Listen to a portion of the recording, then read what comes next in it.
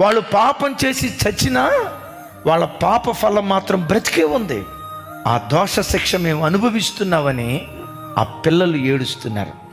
తల్లి, తండ్రి, నీ పిల్లలు నిన్ను గూర్చి అలా ఏడవకూడదు. మా నాన్న తాగుబోతుడిగా బ్రతికి తాగుబోతుడిగా తిరిగి వాడి పాపపు శాపం నా ఒడిలో పడింది.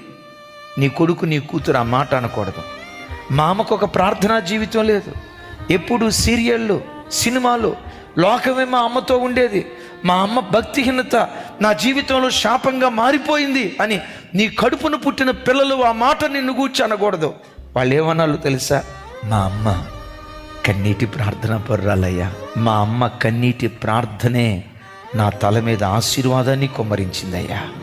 మా నాన్న మంచి భక్తి కలిగినోడయ్యా. కూర్చున్నా లేచిన దేవుడని దేవుడనే ప్రపంచంలో బ్రతికేవాడయ్యా.